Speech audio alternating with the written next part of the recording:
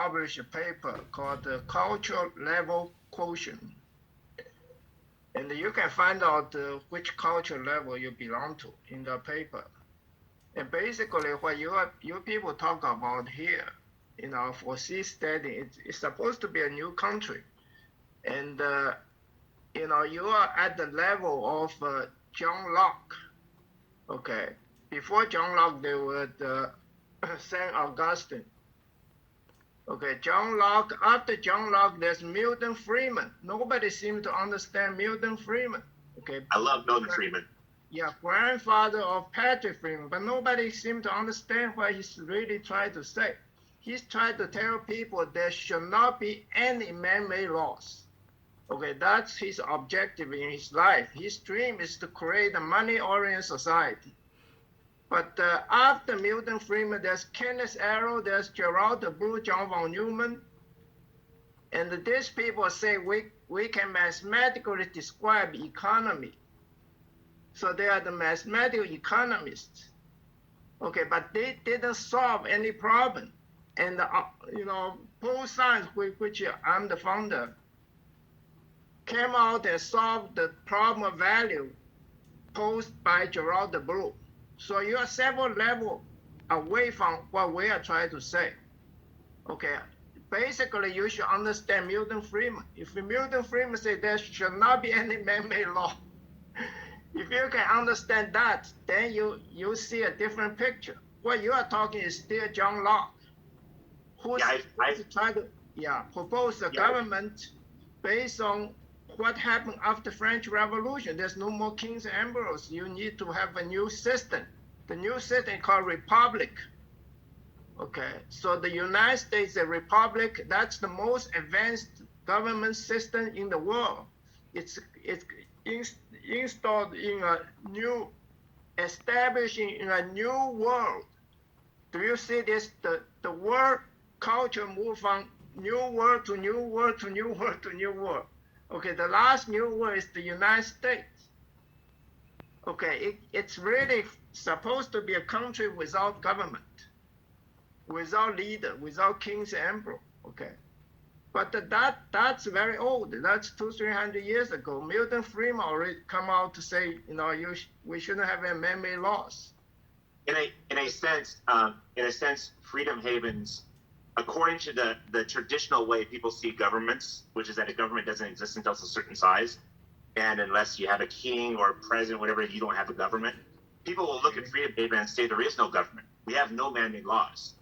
Okay. The only reason that we consider ourselves a government is because we've changed, or we use a definition of government that most people would. It's not traditional. It's not the way people would see it. Basically, like I said, if you're using force, if you're compelling anybody, if someone's trying to break into your house and they're initiating force and you arrest them, you handcuff them, you get them under control, that person sees you as government in that situation because you are enforcing your will on him.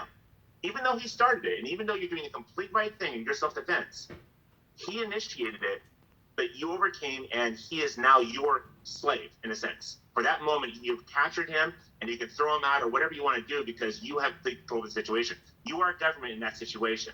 And that's the way Freedom Haven sees government. And only because of that definition does Freedom Haven have a government. We just all agree on when we're going to use force and when we're not going to use force, and all be on the same page. So no one's going to surprise and out of the blue use force or violence when no one else can see it coming. We're all on the same page of when we're actually going to do that, and that's it. So in a sense, according to the world, they see us as an anarchy. Well, we do have a foundation of a government that no one else probably would see as a government except for us. Yeah, you see, you're talking. The name of your organization is Freedom Haven. You see, freedom, which the word government. The concept of government is pretty much over in the United States. Okay, John Locke said we have no more kings and but we need something.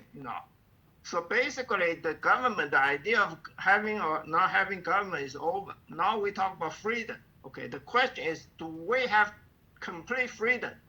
According to Milton Friedman, he thinks we should have complete freedom. So we should have anarchy. Okay. I want to have the greatest amount of. I want to have the greatest amount of freedom possible. The problem is. You see, let me ask you: do we are human beings allowed to behave freely?